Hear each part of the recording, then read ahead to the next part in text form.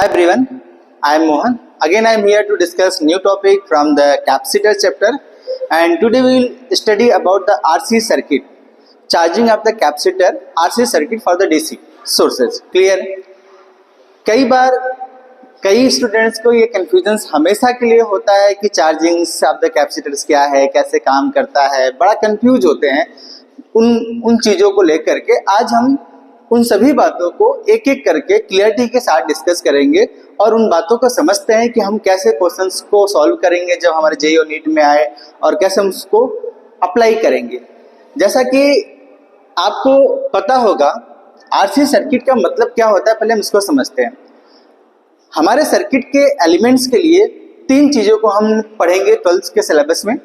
पहला होता है रेजिस्टेंस, दूसरा होता है कैपेसिटर, तीसरा होता है इंडक्टर, जो आप अल्टरनेटिंग करंट में पढ़ोगे उसका यूज, फिर आप मैग्नेटिक फील्ड में इंडक्टर्स के बारे में पढ़ोगे। तो जब दो कॉम्बिनेशंस का एक सर्किट बनाया जाए, वो कोई भी हो सकता है। जैसे रेजिस्टेंस का मैं बनाता हूँ, कैपेसिटर का मैं बनाता हूँ, तो मैं बोलूँगा आरसी सर्किट। यदि मैं सिर्फ आर रेजिस्टेंस को लेता हूँ तो मैं बोलूँगा रेजिस्टिव सर्किट। यदि मैं सिर्फ कैपेसिटिव सर्किट का लेता हूँ तो मैं बोलूँगा सिर्फ कैपेसिटिव सर्किट। तो मैं दो एलिमेंट के कॉम्बिनेशंस को, रेजिस्टेंस और कैपेसिटर के कॉम्बिनेशंस को ही हम क्या बोलते हैं, आरसी सर्किट। ऐसा सर्किट जिसमें रेजिस्टेंस और कैपेसिटर प्रेजेंट हो उसको हम क्या बोलते हैं, आरसी सर्किट। देखिए, RC circuit means an RC circuit is a circuit in which resistor and capacitor is present.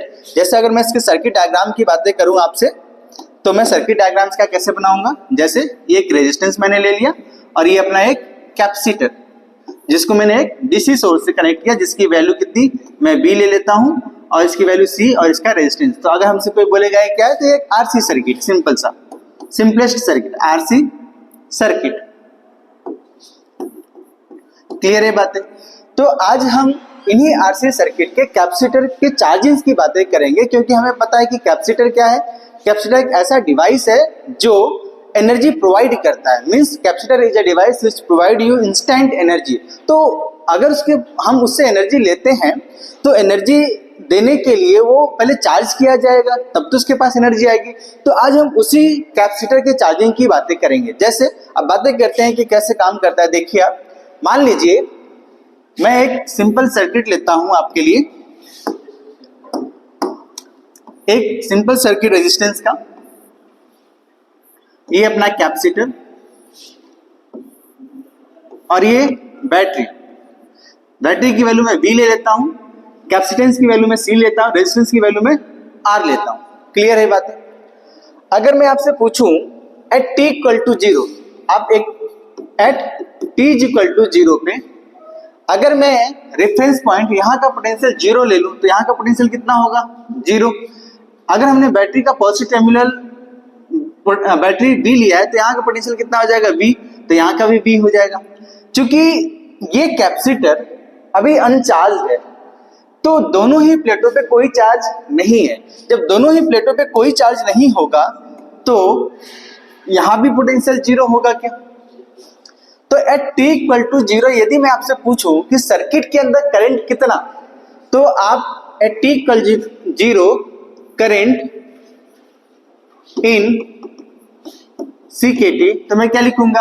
अब करंट के लिए हमें पता है कि पोटेंशियल डिफरेंस, यहाँ का ये पोटेंशियल डिफरेंस डिवाइडेड माइनस ये divided by resistance of the circuit, तो मैं लिखूंगा B minus 0 by R is equal to I। कब, at t is equal to 0। क्या ये बातें समझ में आई क्या? At t is equal to 0 पे है। अच्छा, अब समझे क्या होगा यदि मैं दूसरे कंडीशन की बातें करूं, at t is equal to 0 plus, means जब मेरा सर्किट ऑन हो उसके बाद का। अच्छा, और क्लियरिटी के साथ समझने के लिए पहले हम इस बात को, हम ऐसे भी स्विच भी लगाया जा सकता है, जो ज्यादातर आपको मिलेगा स्विच के साथ मिलेगा। ऐसे मैं बोल दूं कि मेरा यहाँ पे स्विच है, ऐसे एट t इक्वल टू 0 में इसको क्लोज करता हूँ। ठीक है, जब क्लोजिंग टाइम थोड़ा सा बीत जाए, थोड़ा सा समय बीते, तो मुझे पता है कि कैपेसिटर चार्ज होने लग जाएगा। ये पॉजिटिव टर्मिनल है तो ये भी पॉजिटिव होगा, ये नेगेटिव होगा तो यहाँ भी पॉजिटिव, यहाँ भी नेगेटिव, ऐसा होगा। और मैं ये बोलता हूँ at t equal to 0 plus पे कैपेसिटर पे charge on a capacitor Q बोलता हूं किसी भी टाइम, तो यहाँ पे चार्ज कितना होगा, प्लस क्यू, यहाँ पे कितना होगा, माइनस क्यू। यदि मैं आपसे पूछूं कि at T equal to 0 plus पे यहाँ का पोटेंशियल तो 0 ही रहने वाला है। व्हाट अबाउट दिस पोटेंशियल, क्या यहाँ का पोटेंशियल, अगर आपने कैपेसिटर के लिए रिलेशन पढ़ा होगा तो आपने ऐसे पढ़ा क्या, क्या Q is equal to CV। अगर मुझे V चाहिए तो क्या करना पड़ेगा, Q बाई C। अगर मैं आपसे यहाँ का, अगर इसके क्रॉस पोटेंशियल पूछूं तो आप क्या बोलोगे, क्या इसके cross potential Q by C होगा क्या। देखिए जब इसके cross potential Q by C होगा तो यहाँ का भी पोटेंशियल Q बाई C होगा, तो यहाँ का पोटेंशियल कितना हो जाएगा, Q बाई C। अब अगर मैं आपसे पूछूं कि सर्किट में करंट कितना, तो मैं क्या करूंगा, V minus Q by C divided by R is equal to I। तो मैं अब करंट की बातें करूं, देखें आप, अगर मैं I की वैल्यू लिखूं, I की वैल्यू लिखूं तो मैं लिखूंगा I across the resistors V minus Q by C divided by R। क्या ये बात समझ में आई क्या, potential difference of the battery minus potential difference across the capacitor divided by resistance of the resistor, तो लिखूंगा ये आ जाएगा। अच्छा मुझे पता है कि अभी कैपेसिटर फुली चार्ज नहीं हुआ है, अभी कैपेसिटर चार्ज हो रहा है, तो अभी उसके ऊपर पूरा चार्ज नहीं आया होगा, थोड़ा क्यू चार्ज आ गई है, हमने क्यू माना, ये अभी वेरी कर रहा है, अभी कंप्लीट चार्ज नहीं है। टी इक्वल टू 0 पे कोई चार्ज नहीं था, टी इक्वल टू 0 प्लस पे कुछ चार्ज आना, डिक्यू चार्जेस आ रहे होंगे, और एक अनंत समय पर, जैसा कि हम बोलते हैं एक अनंत समय पे चार्ज हो जाएगा कंप्लीट। तो वो ये टी इक्वल टू 0 प्लस कौन सा टाइम है, at T is equal to 0 plus कौन सा टाइम है, 0 से ज्यादा इन्फिनिटी से कम, ये वो टाइम है। बात समझ में आ रही क्या, 0 से ज्यादा हो इन्फिनिटी से कम हो तब की हम सिचुएशन डिस्कस कर रहे हैं, तो करंट में ये लिख पाऊंगा। अच्छा मुझे पता है कि चार्ज अभी वेरी कर रहा है, तो क्या मैं I को ऐसा लिख सकता हूं क्या, dq बाई dt। देखिए तो क्या ये बात समझ में आई क्या।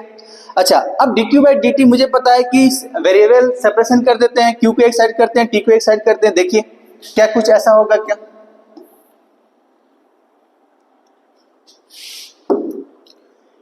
dq बाई v माइनस या cv, एलसीएम लेते हैं, c नीचे आ जाएगा cv माइनस q, यहाँ पे एलसीएम लोगे तो cv minus q divided by c, जो यहाँ पे c हो जाएगा, तो मैं इसको सीधे सीधे इधर भेज देता हूँ, rc यहाँ पे आएगा, इसको इधर rc को इधर भेज देता हूँ, dq को इधर, सॉरी इसको नीचे कर देता हूँ, dt को इधर भेज देता हूँ, तो मैं ऐसे लिखूंगा क्या, dt डिवाइडेड बाई rc। देखिए तो क्या मैं ऐसा इक्वेशन लिख सकता हूँ। नाउ मुझे पता है t इक्वल टू 0, अब इसको इंटीग्रेट करते हैं, मुझे पता है t इक्वल टू 0 पे चार्ज कितना था, 0, तो टाइम t इक्वल टू 0 पे चार्ज कितना था, 0। At any time t charge कितना हो जाएगा, q होगा। क्या ये बात, किसी भी टाइम पे t मान लेते हैं चार्ज कितना है, q। तो अब इसको मैं क्या करूं, इंटीग्रेट करता हूं। अच्छा जब इंटीग्रेट करूंगा तो क्या होगा, देखिए dx बाई एक्स के फॉर्म में है, तो इसका आपको क्या लेना पड़ेगा, इंटीग्रेशन करोगे तो लॉग के फॉर्म में आएगा, तो मैं लिखूंगा कितना, ln cv माइनस q। अच्छा जिसको हमने माइनस है तो फिर से माइनस डिवीजन में भी आएगा, is equal to t divided by rc। देखिए तो अब क्या है, माइनस को इधर भेज देते हैं, यहां से देखिए आप, तो मैं क्या लिखूंगा, ln cv माइनस q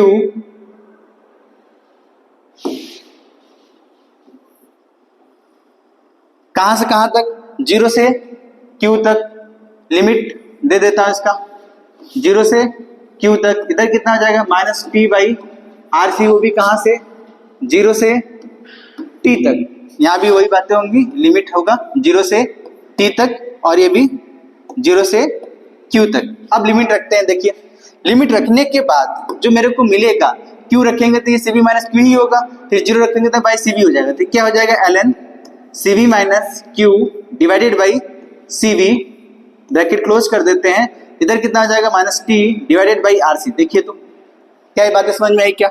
अब मैं क्या करता हूं, एक्सपोनेंशियल फॉर्म में ले लेता हूं तो ये कितना हो जाएगा, CV minus Q divided by CV is equal to E के power minus T divided by RC। देखिए क्लियर है क्या ये बात है। अब मुझे क्या चाहिए, Q, किसी भी टाइम पे कैपेसिटर के ऊपर चार्ज कितना है उसकी वैल्यू चाहिए, तो मैं CV को उधर भेजता हूं। तो फिर से मैं सॉल्व करता हूं, देखिए आप इसको,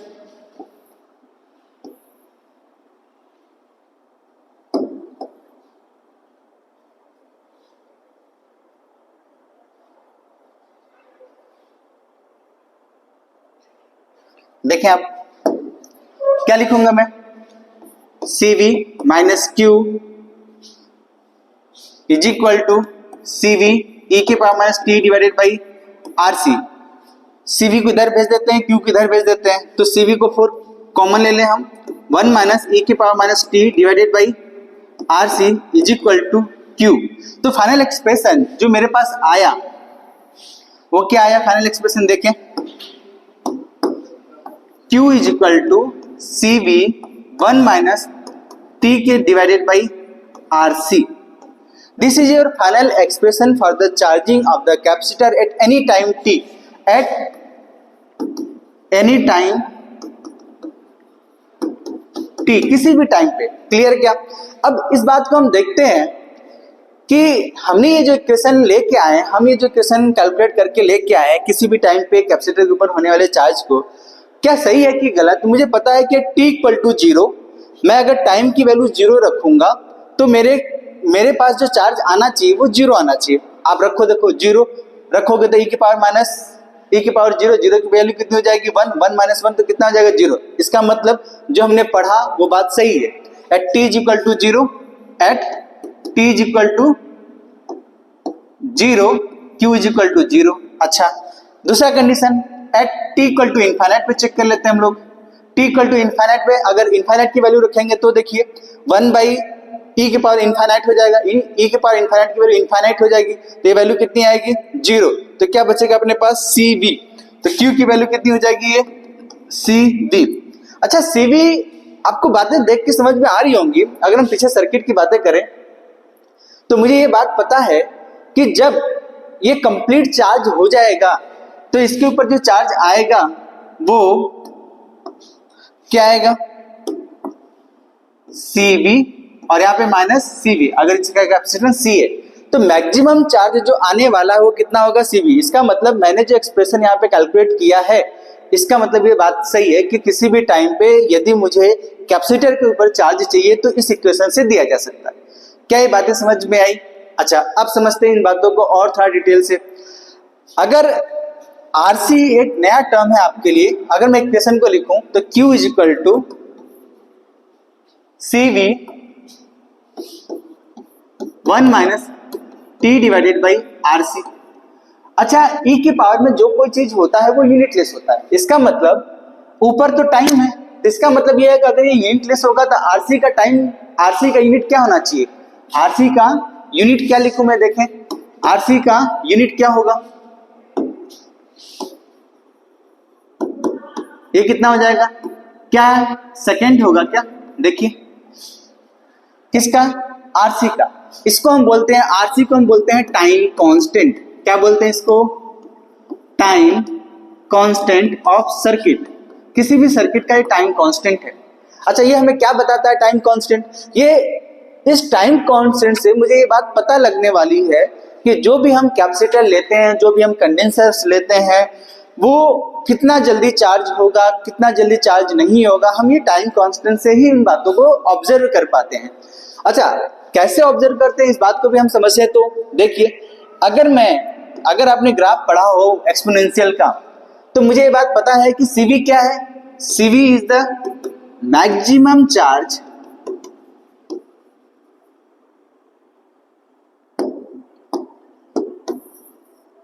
CV is the maximum charge on capacitor of capacitor, जिसको मैं अब Q नोट से डिनोट करूंगा। तो अब मेरा जो फाइनल इक्वेशन होगा कुछ ऐसा। अच्छा, RC को किससे डिनोट करते हैं, टाइम कांस्टेंट को हम डिनोट करते हैं टाउ से। किससे डिनोट करते हैं, टाउ आपने बहुत जगह पढ़ा होगा, यहाँ भी ये टाउ से हम डिनोट करते हैं। ये डिनोट करने का तरीका है, बस उसमें कोई दिमाग नहीं लगाना आपको। Q naught 1 minus t divided by tau. This is your final equation. Clear है क्या? What is the tau? Tau is the time constant. Unit of the tau is the second. तभी ये यूनिटलेस बनेगा. क्लियर है बातें? अब अगर मैं इसके ग्राफ की बातें करूं कैपेसिटर का, तो आप मेरे को देखो, इधर चार्ज और ये टाइम. चार्ज का टाइम के साथ अगर मैं ग्राफ को प्लॉट करूं तो at t is equal to 0 charge कितना है? 0. तो मतलब ये कहां से स्टार्ट होगा? ओरिजिन से. ये बात समझ में आई? पहली बात. अगर मैं t की वैल्यू इनफाइनाइट रखूं तो मैक्सिमम चार्ज आएगा, Q नॉट आएगा. इसका मतलब चूंकि e के एक्सपोनेंशियल में, तो इसका ग्राफ कुछ ऐसा स्टार्ट होगा. क्या देखें, जो क्या हो जाएगा एक पर्टिकुलर टाइम के बाद सैचुरेट कर जाएगा, मैक्सिमम चार्ज होगा. इसका मतलब अगर आप इस ग्राफ को ऑब्जर्व करो तो आपको एक बात समझ में आ रही होगी कि जैसे जैसे टाइम ग्रो करेगा वैसे वैसे चार्जिंग का प्रोसेस स्लो होता जा रहा है. मतलब कोई प्रोसेस चार्जिंग में वैल्यूज में कोई चेंजेस नहीं आ रहा, चार्ज का कोई इंक्रीमेंट नहीं हो रहा है. इसका मतलब यह है कि शुरू में ही चार्ज बहुत तेजी से चार्ज होता है. कैपेसिटर बहुत तेजी से चार्ज होता है जब हम शुरू में चार्जिंग कर रहे होते हैं. तो अब सवाल आता है कि जो हमने टाइम कांस्टेंट कैलकुलेट किया है, तो मैं क्या ये चेक करूं क्या कि एक टाइम कांस्टेंट में देखता हूं कि मेरा कैपेसिटर कितना चार्ज हो जाता है. फाइंड, मैं ऐसे लिखूं, find charge on capacitor in one time constant. One time constant. ये क्वेश्चन ऐसे में लिखूं तो देखें, तो मुझे बात पता है कि मैं t की जगह क्या रखूंगा? टाउ. तो ये कितना हो जाएगा?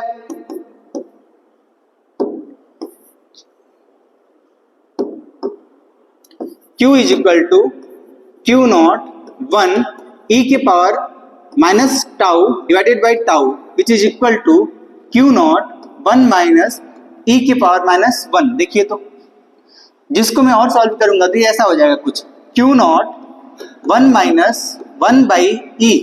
जो और आगे सॉल्व करोगे तो Q नॉट e की power e minus 1 divided by e, और e की वैल्यू होती है 2.73. आप इन सबको सॉल्व करोगे तो ये वैल्यू आएगी 0.63 Q नॉट. क्या मतलब इसका? इसका मतलब है कि मैक्सिमम का 63% एक टाइम कांस्टेंट में हो जाता है. इसका मतलब ये हुआ कि अगर मैं इस ग्राफ में देखूं, अगर मैं ऐसे बोलूं कि ये अपना एक टाइम कांस्टेंट, ये t इक्वल टू क्या बोल रहा हूं? टाउ. मतलब यहाँ पे जो चार्ज की वैल्यू आएगी कितनी? 0.63% of the Q not. What is the Q not? Q not is the maximum charge on the capacitor. क्या ये बातें समझ में आई क्या? आप देखो इसको, एक टाइम कांस्टेंट में जो चार्ज होने वाला है कैपेसिटर के ऊपर, वो 63% of the maximum charge. Clear है बातें? इसका मतलब जिसका टाइम कांस्टेंट कम है वो कैपेसिटर बहुत जल्दी मैक्सिमम का 63% अटेंड कर लेगा. अच्छा, अब जो और भी बातें जो हमें समझने वाली हैं वो ये है कि कैपेसिटर शुरू में तो बहुत तेजी से चार्ज होता है, लेकिन जैसे जैसे वक्त बीतता जाएगा, एक इनफाइनाइट समय जिसको मैं बोलता हूं, वो बहुत स्लो प्रोसेस से चार्ज होता है और कभी भी 100% चार्ज नहीं होगा. आप इन वैल्यू से देखो तो कभी ऐसे होता रहेगा. मतलब मैं आपको बोलूं कि शुरू के टाइम में बहुत तेजी से चार्ज होगा, मतलब ऐसे बोलूं कि 50% चार्ज होने में और अगला 50% चार्ज होने में, दोनों में टाइम का क्या चेंजेज होगा. तो मुझे ये बात समझ में आती है कि पहले का 50% चार्ज होने में समय बहुत कम लगेगा और अगला 50% चार्ज होने में समय बहुत ज्यादा लगेगा. मैं या फिर ऐसे भी बोलूं कि 90% चार्ज होना है मेरे कैपेसिटर को, ठीक है, तो मैं बोलूं कि 90% चार्ज होने में और अगला 10% चार्ज होने में समय का क्या डिफरेंस है. तो मुझे बात समझ में आती है कि शुरू का 90% चार्ज होने में अपना कैपेसिटर बहुत जल्दी चार्ज हो जाएगा, लेकिन शुरू के लास्ट के 10% चार्ज होने में उसको बहुत ज्यादा समय लगने वाला. क्या ये बातें ग्राफ से समझ में आई क्या? अब इनको हम कैसे क्वेश्चंस के लिए यूज करते हैं, कैसे सवाल आएंगे, हम इसको ये बातें करते हैं. अब जो और भी बातें हैं, अभी तो हमने चार्ज निकाला कि सर्किट के अंदर जो चार्ज किसी भी टाइम के साथ फ्लो कर रहा है, उसको कितना चार्ज फ्लो कर रहा है उसकी, तो इसका मतलब हम सर्किट का करंट भी निकाल सकते हैं. तो अगर मुझे सर्किट का करंट चाहिए तो क्या मुझे करंट पता है क्या? Q इज इक्वल टू, मैं क्या इक्वेशन फाइंड किया, 1 minus T divided by tau, या Q naught 1 minus T divided by RC, where RC is the time constant. अब मुझे क्या चाहिए? करंट। करंट को हम लोग क्या सीखा है? dq by dt। क्या इसको मैं डिफरेंशिएट करूंगा तो टाइम पता चल जाएगा। तो ये कितना हो जाएगा? रेजिस्टेंस के क्रॉस करंट होगा ऑब्वियसली, तो कितना हो जाएगा ये? Q नॉट को कॉमन ले लेंगे, 1 का डिफरेंशिएशन 0 हो जाएगा, माइनस e की पावर t बाई टाउ ही आएगा, क्योंकि जिसको हमने माना उसको एक बार फिर से डिफरेंस इनटू करेंगे, ये कितना हो जाएगा? Minus 1 by tau. तो ये कितना हो जाएगा टोटल? देखें, Q नॉट e की power minus T divided by tau, tau की वैल्यू रख देते हैं r और c। क्लियर है? Q नॉट की वैल्यू कितनी है? cv divided by rc, e की power minus T divided by rc, पूरी वैल्यू रख दिया हमने। c और c कट गए, बचा कितना अपने पास? v बाई r e की power minus T divided by rc। देखिए तो क्या v बाई r सर्किट के अंदर मैक्सिमम करंट है क्या? आप देखो, v by r is the maximum current inside the circuit and it will be at the initial time only। ये शुरू के टाइम में ही होगा। क्यों? क्योंकि उसके बाद तो चार्ज धीरे धीरे फ्लो करा तो करंट ऑब्वियसली धीरे धीरे हो जाएगा। तो ये v बाई r क्या होगा? मैक्सिमम चार्ज और मैक्सिमम करंट, और मैक्सिमम करंट कब है? t इक्वल टू 0 पे। और जैसे जैसे सर्किट चार्ज होता जाएगा वैसे वैसे सर्किट के अंदर करंट का रेट फ्लो कम हो जाएगा। इसका मतलब ये जो मेरा इक्वेशन आया है, मैं इसको ऐसे लिखूं, आई नॉट e के power minus T divided by RC। What is the I naught? v by r। कब होगा? At t is equal to 0 पे। देखिए, क्या मुझे सर्किट के अंदर करंट पता चल गया? क्या मुझे सर्किट के अंदर चार्ज किस रेट से फ्लो होगा, कैसे चार्जिंग होगा, ये बात पता चल गई। अब अगर मुझे सर्किट के अंदर, अगर आपने एक चीज और भी ऑब्जर्व किया हो या पढ़ा होगा कभी, शुरू में जब हम लोगों ने charging of the capacitor with constant voltage, constant charge वाली चीजें पढ़ी होंगी, या फिर हम जब कैपेसिटर को चार्ज करते हैं तो हमने ये देखा था कि वहां पे बैटरी, अगर हमने V वोल्ट की बैटरी लेकर के कैपेसिटर को चार्ज करते हैं जिसका कैपेसिटेंस C है, तो एनर्जी जो स्टोर हुआ करती है कैपेसिटर के अंदर हाफ CV स्क्वायर हुआ करता था, और जो बैटरी काम करती थी वो CV स्क्वायर होता था। तो जो एनर्जी का लॉस होता था, जो हीट लॉस के फॉर्म में हम लोग देखा करते तो वो CV स्क्वायर होता था, हाफ CV स्क्वायर होता था। तो इसका मतलब वहां पे हम लोग ने डायरेक्टली कैलकुलेट कर लिया था, हाफ CV स्क्वायर वो एनर्जी लॉस था। अच्छा, वो एनर्जी जो लॉस होता है वो होता कहाँ पे? ऑब्वियसली अगर हीट का लॉस हो रहा है तो रेजिस्टेंस होगा। तो जो अभी हमने आरसी सर्किट में रेजिस्टेंस लगाया था, जो हाफ CV स्क्वायर एनर्जी का लॉस है, वो किसके क्रॉस है? वो रेजिस्टेंस के ही क्रॉस तो होता है। उस रेजिस्टेंस के क्रॉस की जो वैल्यू है हाफ CV स्क्वायर हमने पहले ही कैलकुलेट कर लिया। अगर इस बात को हमें फील करना है तो हम इसको कैलकुलेट भी कर सकते हैं कि मुझे पता है कि जूल्स लॉ ऑफ हीटिंग से, जूल्स लॉ ऑफ हीटिंग आपने पढ़ा होगा, उसको क्या लिखा है आपने? H is equal to I square R into T, यही तो पढ़ा था। ठीक है, क्या हमने यही पढ़ा है? अच्छा, अगर छोटा सा हीट की बातें करेंगे तो मैं ऐसे लिखूंगा I square R into D T. चूंकि अभी हमने जो करंट का इक्वेशन फाइंड किया है ड्यूरिंग द चार्जिंग प्रोसेस, हमने ये फाइंड किया है T बाई RC। मतलब क्या है? ये वेरी कर रहा है। इसका मतलब ये है कि अपना I is a function of T। तो क्या इसके वैल्यू का रखूं? क्या देखिए आप, आई नॉट का स्क्वायर e की power minus 2t by RC into R into D T. इसको इंटीग्रेट करना है। कब? जब पूरे टाइम तक हो जाए, इनफाइनाइट टाइम बोल दो आप, ऐसे बोल देता हूं, इनफाइनाइट टाइम तक। ठीक है, तो ये DH की वैल्यू कितनी हो जाएगी? 0 से पूरा H, तो पूरा हीट निकल के आएगा। तो हीट की वैल्यू मैं लिखूं, देखें आप, आई नॉट की वैल्यू कितनी है यहाँ पे? V बाई R e की power minus T divided by RC। देखिए तो, देखिए आप कितना है, तो कितना हो जाएगा ये V बाई R, तो ये हमें V स्क्वायर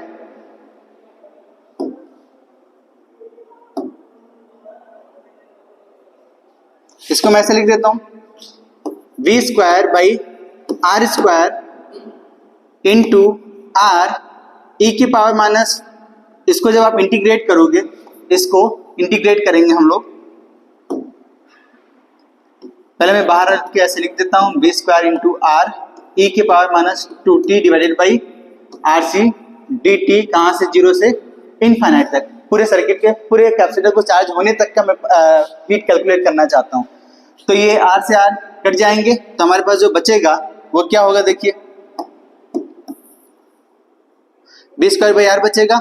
अच्छा, इसको जब आप इंटीग्रेट करोगे तो क्या मिलेगा अपने को, e के power minus 2t divided by R C, जो हमने उसको t मान के किया है उसको फिर से मुझे डिवीजन करना पड़ेगा, माइनस 2 बाई आर सी लिखूंगा ऐसे, देखिए।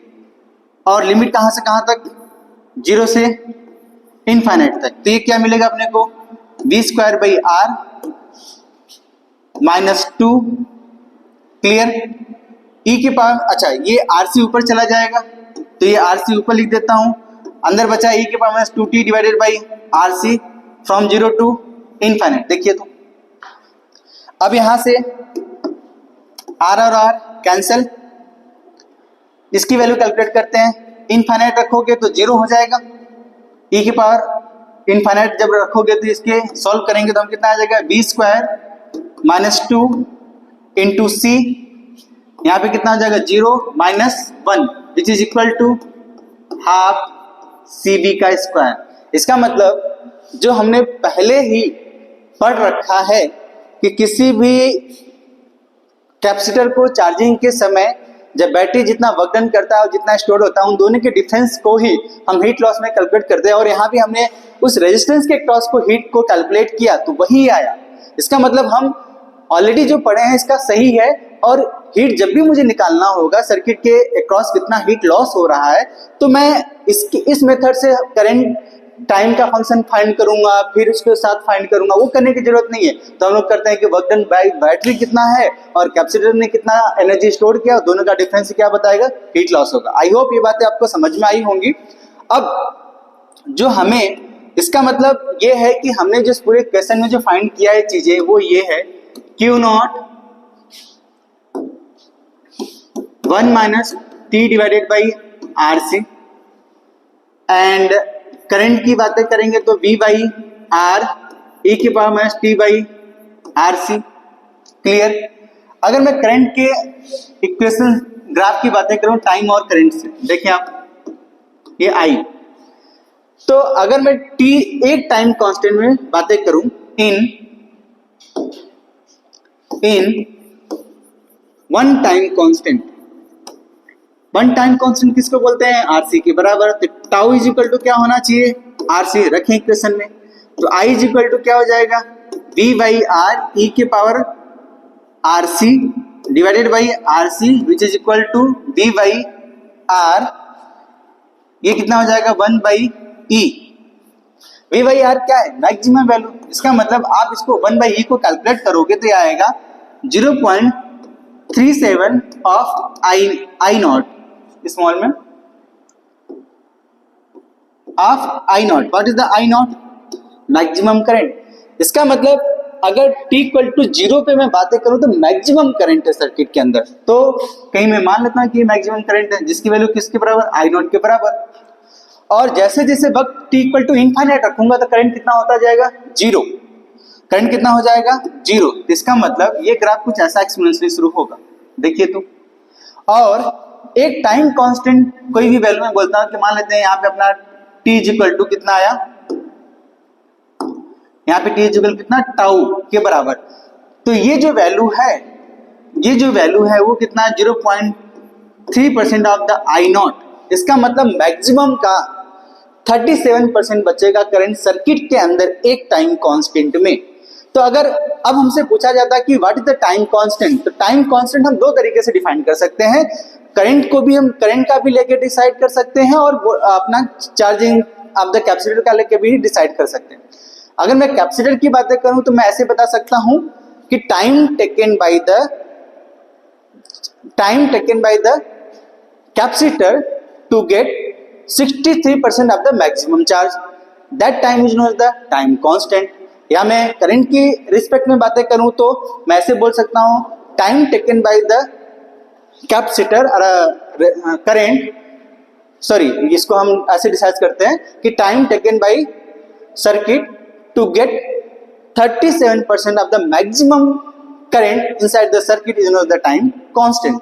आप चाहे जैसे भी डिसाइड कर सकते हो, वो टाइम कांस्टेंट की बातें आपको समझ में आई होंगी। अच्छा, अब इस सवाल का थ्योरी अभी हम लोगों ने डिस्कस किया, लेकिन थ्योरी पढ़ने से ही सारी चीजें क्लियर नहीं हो जाएंगी।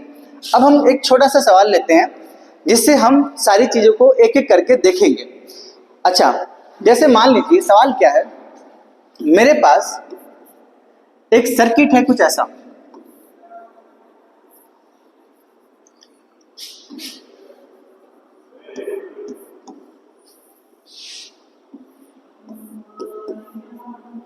और मैं इसके रेजिस्टेंस की, इसकी वैल्यू में C ले लेता हूं, इसके रेजिस्टेंस को मैं 2R ले लेता हूं, इसको भी मैं 2R ले लेता हूं, और इसको भी मैं 2R ले लेता हूं फॉर द इजी कैलकुलेशन, और बैटरी का पोटेंशियल डिफरेंस मैं B लेता हूं।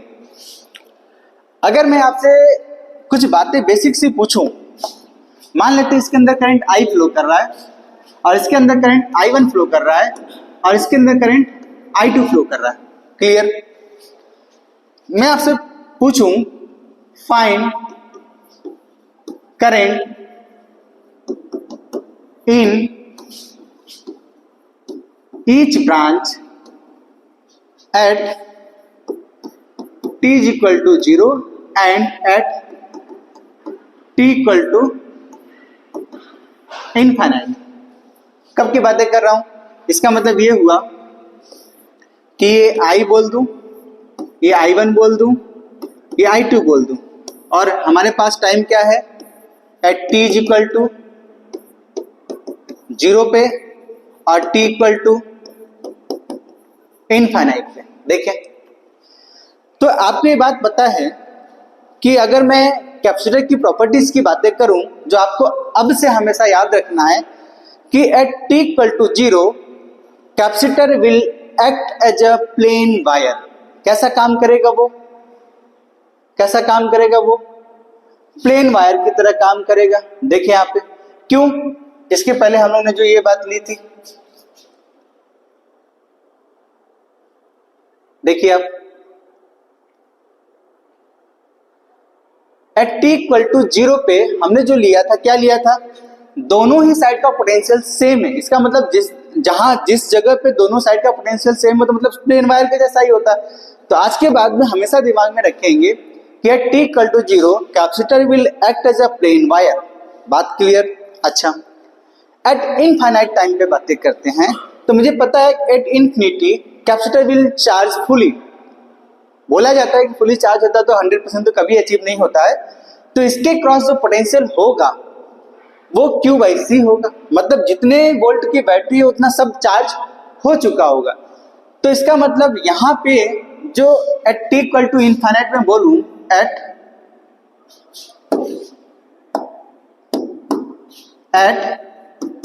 t इक्वल टू इनफाइनाइट, तो charge on capacitor will be Q, मैं बोल देता हूं, जो CV के बराबर होगा। इसका मतलब potential across capacitor will B V। इसका मतलब यहां का पोटेंशियल कितना हो जाएगा? V हो जाएगा। तो ये जब इसके क्रॉस का पोटेंशियल V हो गया, तो करंट कितना सर्किट के अंदर? 0। अच्छा, जब इसका मतलब 0 है तो सर्किट कैसा काम करने लग जाएगा? ओपन सर्किट की तरह। कैसा काम करने लग जाएगा? ओपन सर्किट की तरह। इसका मतलब ये हुआ कि इनफाइनाइट टाइम पे हम हमेशा ये बात कंसीडर करेंगे एट, देखिए कॉन्सेप्ट क्या है समझना अपने को। कॉन्सेप्ट क्या है? At t is equal to 0 capacitor will act as a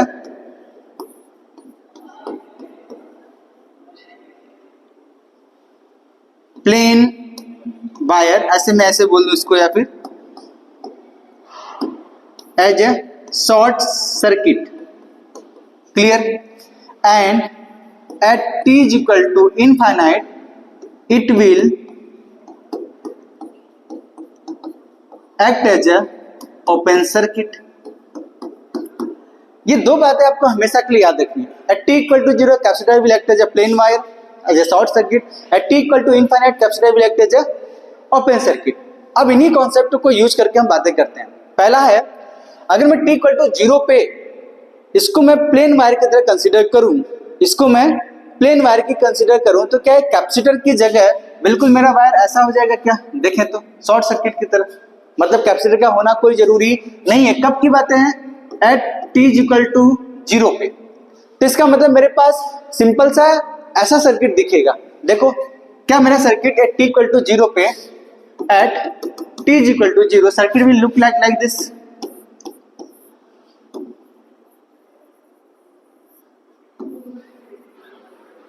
देखें तो 2R 2R 2R और ये भी क्लियर है।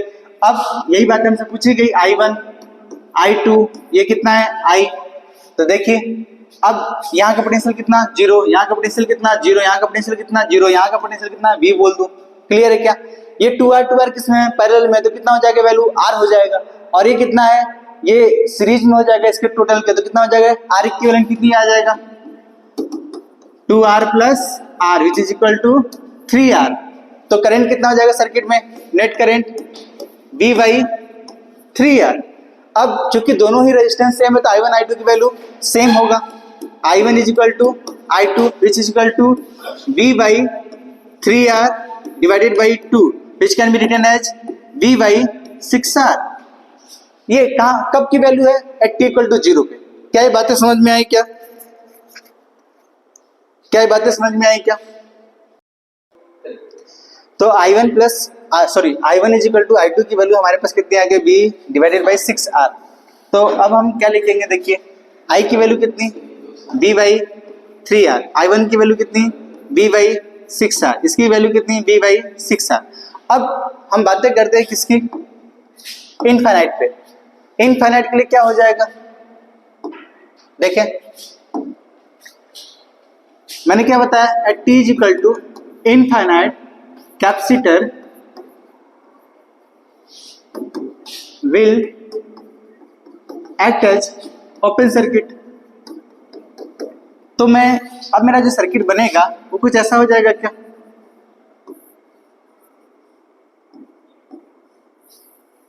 देखिए ये क्या हो जाएगा? ओपन, ये 2R ये 2R ये 2R। जब यहाँ पे ओपन है तो वहां पे कोई करंट जाएगा नहीं, तो यहाँ पे I की वैल्यू ये I1 और ये I2। तो मैं अब सर्किट के अंदर करंट कितना लिखूंगा? देखिए I की value V divided by 2R ये किसमें है? सीरीज में, तो ये कितना हो जाएगा? 4R। तो अब I is equal to I1 which is equal to V by 4R और I2 की वैल्यू कितनी? जीरो। तो अब मेरा क्या हो जाएगा? इसकी वैल्यू मैं क्या लिखूंगा? V by 4R V by 4R और ये जीरो। आई होप आपको ये बातें समझ में आई। सबसे पहले हमें यही सर्किट में सीखना है कि t is equal to zero पे सर्किट के अंदर करंट कितना है, t is equal to infinite पे सर्किट के अंदर करंट कितना है। अगर ये बातें हमें कैलकुलेट करने आ गया तो हम आसानी से चार्ज का इक्वेशन कैलकुलेट कर सकते हैं। अब उसको हम सीखते हैं। अच्छा, अगर मैं आपसे बोलूं, अगर मैं आपको बोलूं, जैसे मान लीजिए मैं एक सवाल और ले लेता हूं आपके, जैसे मैं आपको एक्चुअल में जब भी मेरे पास आरसी सर्किट की बातें होंगी तो मेरे को दो ही चीज इसमें सीखना है। सबसे पहले at T equal to zero पे कैपेसिटर कैसा बिहेव करेगा, at T equal to infinite पे कैपेसिटर कैसा बिहेव करेगा। उस दोनों ही केसेस में हमें करंट कैलकुलेट करने आना चाहिए, और जैसे ही करंट कैलकुलेट करने आ जाएगा मुझे वोल्टेज कैलकुलेट करने आएगा, बाकी चीज़ें हम कर सकते हैं।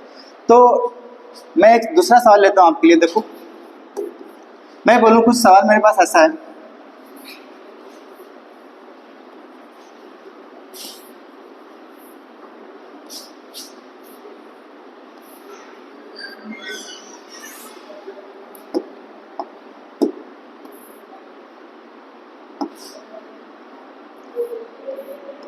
ये कैपेसिटर सी लगा दिया मैं, और ये वोल्टेज नहीं, मैं ऐसे लगाता हूँ V। इसकी वैल्यू मैं बोल देता हूँ 30 वोल्ट। क्लियर?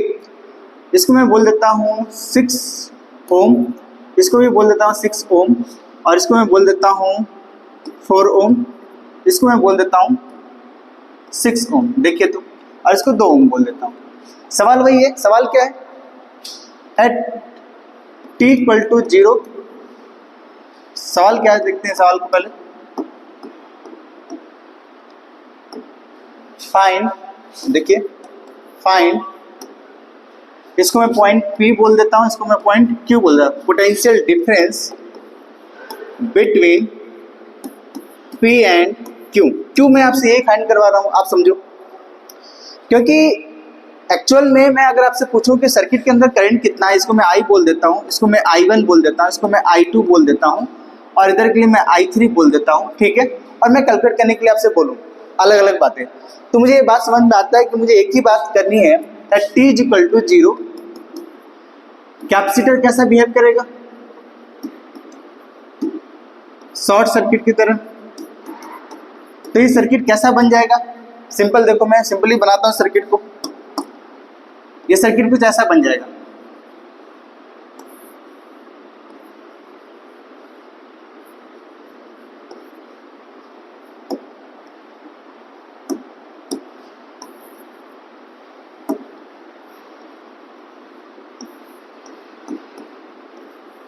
जिसका ये वैल्यू कितनी 6 ओम, सॉरी 4 ओम, 6 ओम, 2 ओम, 6 ओम और 6 ओम। तो t इक्वल टू 0 आपका ये सर्किट, आप बिल्कुल आप इसको सॉल्व करना चाहो तो हालांकि थोड़ा सा कॉम्प्लिकेशन होगा सॉल्व करने में, आपको पोटेंशियल फाइंड करना पड़ेगा तब हो पाएगा, लेकिन t इक्वल टू 0 में करंट इलेक्ट्रिसिटी के जैसा ये चैप्टर दिख रहा है। तो उस चैप्टर में हम लोगों ने बहुत सारे तरीके से सॉल्यूशंस किए हैं कि करंट किस ब्रांच में कितना होगा। तो मैं t इक्वल टू 0 पे जो भी सिचुएशन होगा, बस कैपेसिटर को शॉर्ट सर्किट की तरह बिहेव करना, मतलब प्लेन वायर लगा देना, उसको हमें कंसीडर नहीं करना है, एक वायर की तरह से रिप्लेस कर देना है, बाकी करंट कैलकुलेट कर देना है। लेकिन अब जो एक t इक्वल टू 0 पे, उसको तो हम आसानी से कैलकुलेट कर सकते हैं। मैं आपको सिखाता हूँ कि t इक्वल टू इनफाइनाइट पे जब कैपेसिटर पूरा फुल चार्ज हो जाएगा तो उसके ऊपर फुल चार्ज होने पे कितना चार्ज आएगा। तो मुझे ये बात पता है कि जिस ब्रांच में कैपेसिटर है उसके क्रॉस पोटेंशियल डिफरेंस कितना है, वही रिस्पॉन्सिबल होगा इसको चार्ज करने के लिए। तो मैं फाइंड करता हूँ पोटेंशियल डिफरेंस, देखिए, या मैं इसी को ऐसे कर लेता हूँ थोड़ा सा, देखें आप, at t equal to infinite, capacitor will act as open circuit। तो मेरा सर्किट डायग्राम देखिए ऐसा हो जाएगा कि मैं बनाता हूं, यहाँ पे दूसरा कलर यूज कर लेता हूं,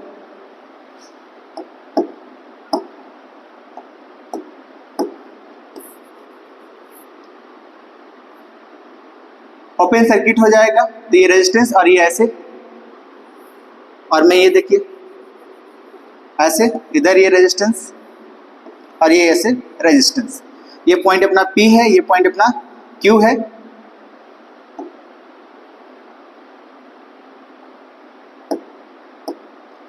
और ये बैटरी अपनी 30 वोल्ट की, और ये वैल्यू कितनी है 4 ओम है, और ये कितना 6 ओम, और ये भी कितना 6 ओम, और ये 6 ओम। क्या मैं इसके क्रॉस पोटेंशियल फाइंड कर सकता हूँ क्या P और Q?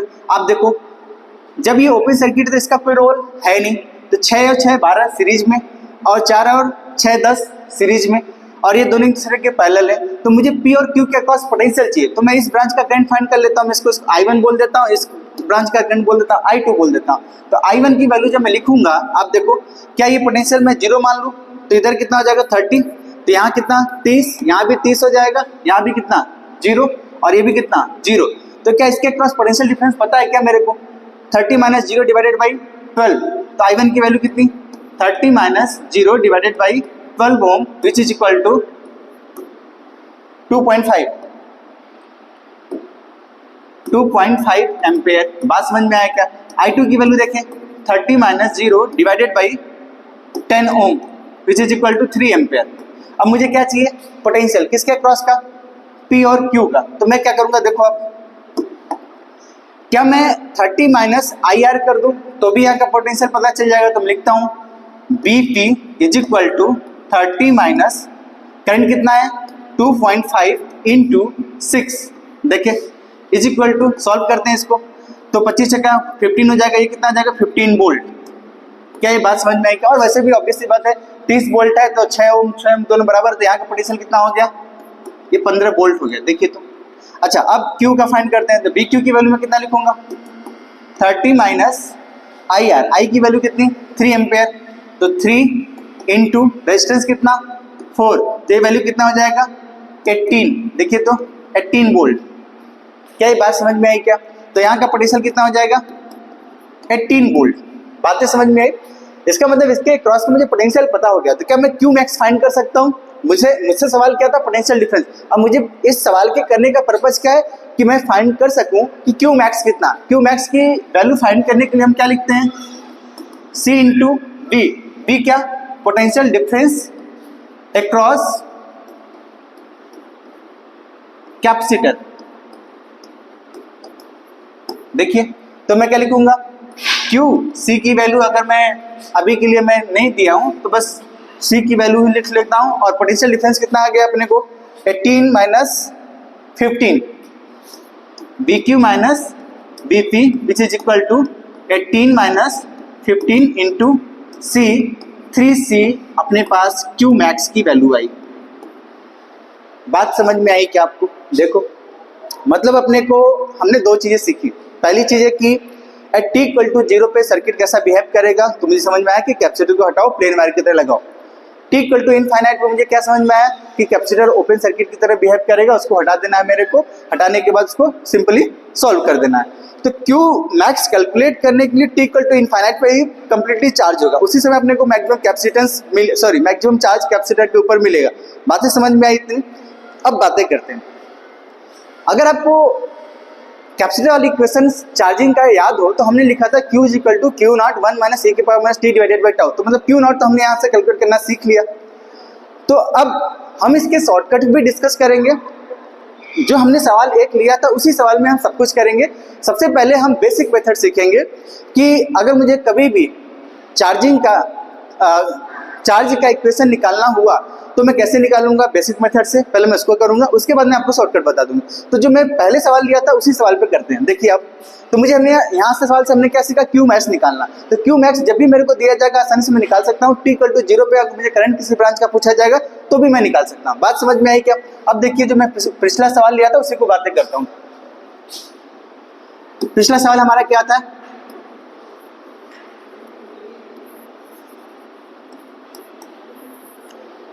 क्या यही सवाल क्या था?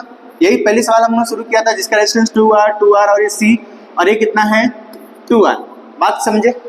तो मेरे को हमें सवाल क्या है, find equation of charge on capacitor at any time T. देखिए तो मैं क्या करूंगा, देखो आप सबसे पहले टी इक्वल टू 0 पे at T equal to 0 plus की बातें करते हैं। तो मुझे पता है करंट ऐसे जाएगा इस तरीके का, ठीक है क्या? तो कुछ समय बाद यहाँ पे कुछ न कुछ चार्ज आ जाएगा, मैं इसको क्यू बोल देता हूँ, इसको माइनस क्यू बोल देता हूँ। क्लियर? तो अब इसके अगर मैं इस पॉइंट का पोटेंशियल पूछूं आपसे तो आप क्यू बाई सी लिखोगे पोटेंशियल इस पॉइंट का। तो इस पॉइंट का पोटेंशियल क्या है मुझे नहीं पता, तो मैं ये नोड है तो मैं इसका पोटेंशियल x बोल देता हूँ। तो सबसे पहले अगर मुझे यहाँ का पोटेंशियल पता चल जाए तो मैं सॉल्व कर सकता हूँ। बात समझ में आई क्या? अब देखें आप, तो अगर मुझे यहाँ का पोटेंशियल फाइंड करना है तो मुझे इक्वेशन को लिखना पड़ेगा। तो मैं लिखता हूँ, देखिए यूजिंग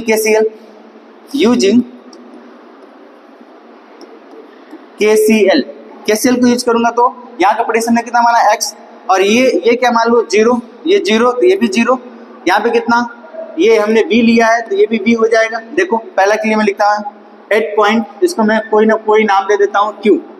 तो एट q KCL को यूज करके यूजिंग KCL, तो देखिए आप मैं लिखूंगा X minus B divided by 2r plus X minus 0 divided by 2r plus X minus, यहाँ का पोटेंशियल कितना, मुझे क्या चाहिए, कैसे लगाना था, यहाँ का बड़ी पोटेंशियल एक्स ही है, तो मैं लिखूंगा X minus Q by C divided by 2r is equal to 0, क्योंकि जंक्शन में कोई भी करंट नहीं। तो कितना हो जाएगा, आप देखो सॉल्व करते हैं इसको। आप x माइनस 2r जैसे x माइनस बी, 2r हर जगह से कैंसिल हो जाएगा, तो मेरे पास क्या बचेगा, देखो आप, मैं यहाँ करता हूँ इसको, x minus B plus X minus 0 plus X minus Q by C is equal to 0। तो मेरे पास कितना हो जाएगा, ये 3x minus B minus Q by C, देखिए तो मेरे पास x की वैल्यू कितनी आ जाएगी, इक्वल टू 0। x की वैल्यू कितनी हो जाएगी, मैं 3x is equal to B plus Q by C कर दूँ, जिसको सॉल्व करूँगा C B plus Q divided by C. तो x की वैल्यू कितनी आ जाएगी, C B plus Q divided by 3c। देखिए तो बात समझ में आई क्या, इसका मतलब मुझे x का पोटेंशियल पता चल गया, और मुझे इसी बात से लेन देन है कि इस ब्रांच में जो करंट आएगा, इस ब्रांच में, जिसको मैं अभी के लिए मैं आई बोल देता हूँ, आई ही रिस्पॉन्सिबल होगा इस कैपेसिटर को चार्ज करने के लिए। तो क्या मैं इसको ऐसे लिखूंगा क्या, देखिए अब मैं आई की वैल्यू क्या लिख सकता हूँ, X minus Q C divided by 2r, यही तो होगा। तो आई का इक्वेशन में क्या लिखूंगा, देखो I is equal to X की वैल्यू कितनी, C B plus Q divided by 3c minus Q by C, ये पूरा डिवाइडेड बाई 2r। देखिए तो क्या इक्वेशन समझ में आया क्या, x minus Q C divided by 2r। तो अब इक्वेशन को हम लिखते हैं, देखिए आप सॉल्व करके पूरा, देखिए वहां से I को क्या मैं I इज इक्वल टू क्या मैं D Q by D T लिख सकता हूं, और अब इसको मैं एलसीएम ले लेता हूं, 3c क्यू हो जाएगा उधर, देखिए C B plus Q, LCM उधर 3 उधर करेंगे तो minus 3q divided by 3c divided by 3c into 2r। देखिए तो क्या ये बात समझ में आई क्या, आप देखो क्लियर है, कुछ गलती तो मैंने नहीं किया, माइनस 3c क्यू, सी हमने कॉमन लिया, माइनस 3q सही हो गया, ठीक है, डिवाइडेड बाई 2r। तो इसको मैं सॉल्व करता हूं, ये कितना हो जाएगा, सी वी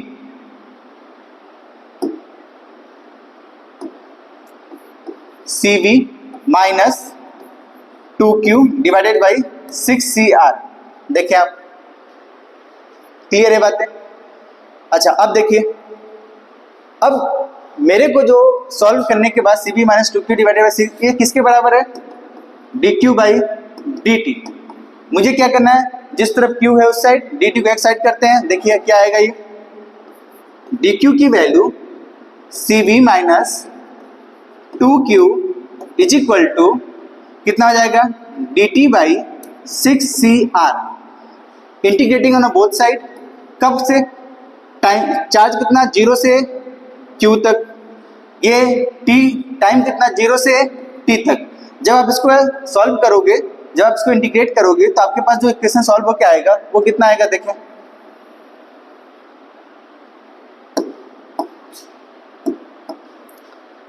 क्या मैं ln C V minus 2q divided by minus 2q, sorry minus 2 only, minus 2 is equal to, ये कितना हो जाएगा, D T divided by 6cr। कहाँ से कहाँ तक लिमिट था, 0 से t, इसकी लिमिट कहाँ से कहाँ तक, 0 से q। माइनस 2 को इधर भेज देते हैं, तो इसको हम आगे सॉल्व करके क्या लिखेंगे, ln सी बी माइनस 2q, और q को दोबारा 0 रखेंगे तो ये सी बी हो जाएगा, तो ये सी बी, ये bracket close is equal to, minus 2 उड़ा देते हैं तो ये 3 आ जाएगा, तो माइनस t 3cr। देखिए तो क्या ये बात समझ में आई क्या। अब एक्सपोनेंशियल में कन्वर्ट करते हैं इसको, तो ये कितना हो जाएगा, देखो आप यहाँ से मैं करता हूँ, तो अपने पास आएगा CV minus 2Q divided by CV e के power minus T divided by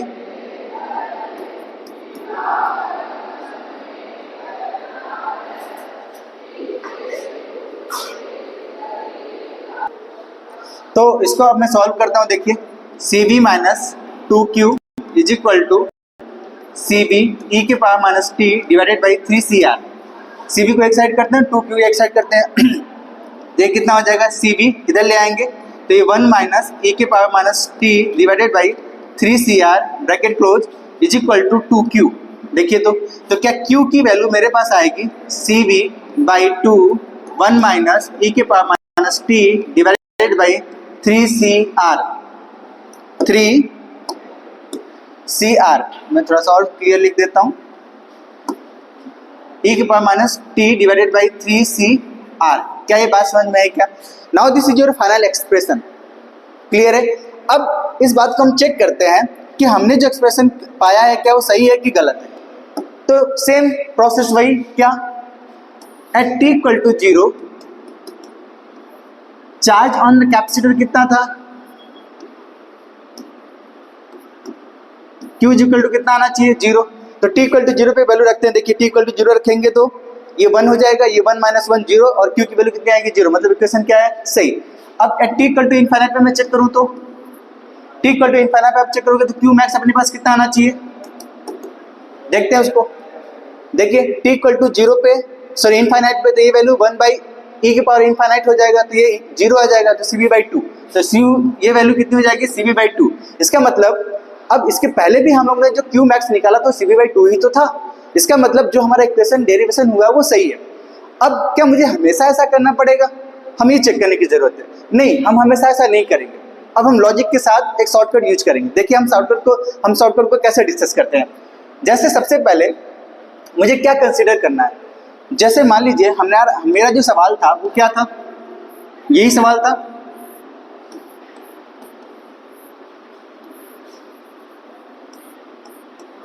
ये C, ये 2R, ये 2R, ये 2R और ये बैटरी। क्लियर है बात? और मेरा सवाल क्या था, हमसे कोई बोले find equation of charge on capacitor at any time t। Clear? तो सिंपल। अब देखो कैसे करना है आपको, शॉर्टकट कैसे, किसकी बात हम लोग कर रहे हैं, शॉर्टकट। वेरी इंपॉर्टेंट, बहुत ही ज्यादा इंपॉर्टेंट है, क्योंकि इसके या तो आप बेसिक इंटीग्रेशन करके ले आओ, उसमें आपके समय निकल जाएंगे, बाकी लोग करके आगे निकल जाएंगे। तो आप इसको ध्यान देखते हैं।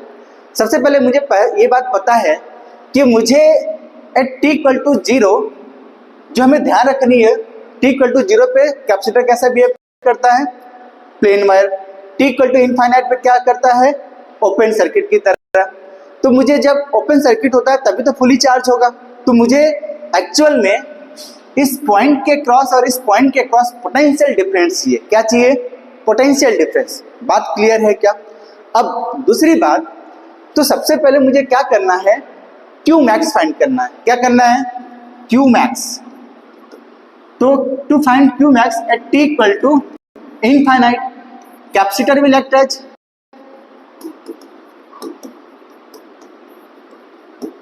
Open circuit.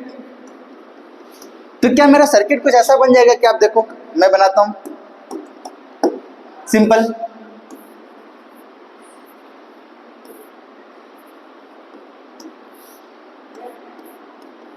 ये देखिए तो ये 2R, ये 2R, ये कितना V, ये 2R। तो इसमें कोई करंट आ ही नहीं रहा है, तो इससे कोई लेन देन है नहीं। मुझे यहाँ का पोटेंशियल चाहिए, सिंपल। तो करंट कितना गया, V बाई 4R। करंट कितना गया, V बाई 4R। तो what is the potential at this point, x बोल देता हूँ। तो x का पोटेंशियल क्या लिखूंगा, V। x कितना हो जाएगा, V माइनस IR। तो V minus V by 4R into 2R is equal to V by 2। देखो तो क्या मुझे यहाँ का पोटेंशियल पता चल गया क्या, V बाई 2। और यहाँ का पोटेंशियल कितना, 0 0 और ये 0। तो इसके क्रॉस पोटेंशियल कितना, V बाई 2।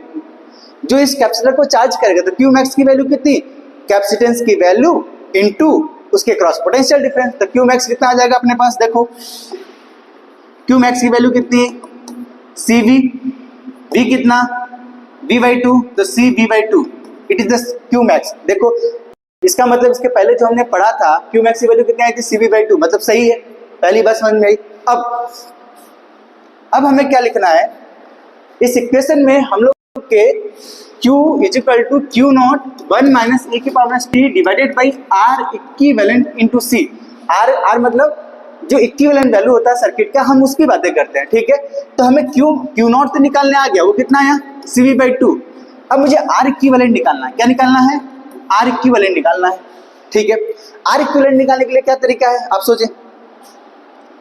आर इक्विवेलेंट के लिए सिंपल, आप देखो इस सर्किट को, आर इक्विवेलेंट फाइंड करने के लिए जो बैटरी है उसको रिप्लेस कर दो प्लेन वायर से।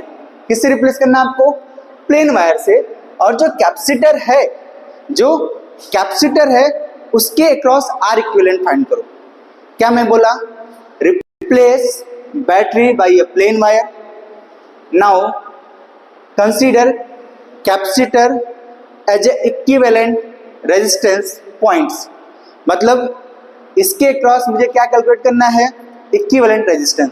मैं इसको बोल देता हूं, देखो कैसे बनाऊंगा मैं सर्किट को, क्या है, टू कैलकुलेट आर इक्विवेलेंट, क्या बोलूंगा मैं, consider battery as a short circuit plain wire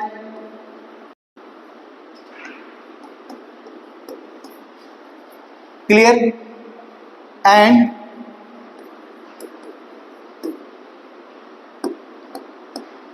and calculate R equivalent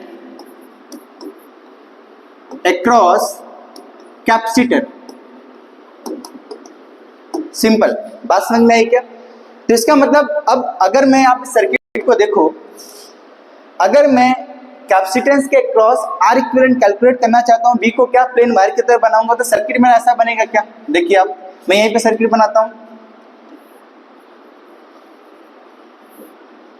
ये प्लेन वायर हो जाएगा, ये 2R, और ये जिसके क्रॉस मुझे आर इक्विवेलेंट कैलकुलेट करना है, क्लियर, ये 2R, ये भी कितना 2R, ये कितना 2R। तो ये 2R और ये 2R क्या पैरेलल है क्या, तो इनका पूरा कितना आ जाएगा,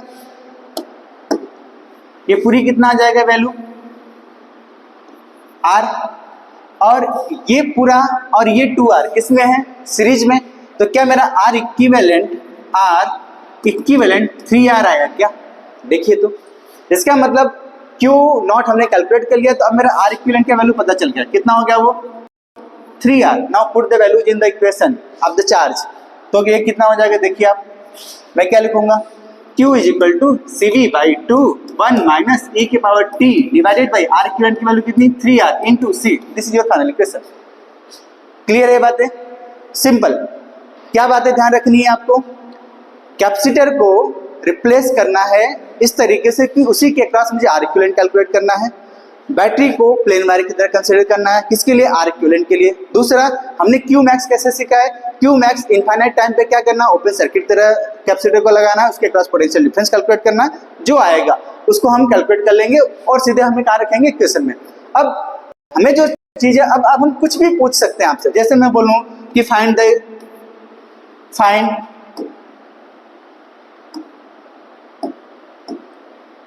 कुछ भी हो सकता है। देखिए Q फंक्शन ऑफ T आ चुका है, I फंक्शन ऑफ T आ चुका है, हीट अक्रॉस द रेजिस्टर पूछा जा सकता है, फंक्शन ऑफ T पूछा जा सकता है, ये सब कुछ पूछा जा सकता है आपसे।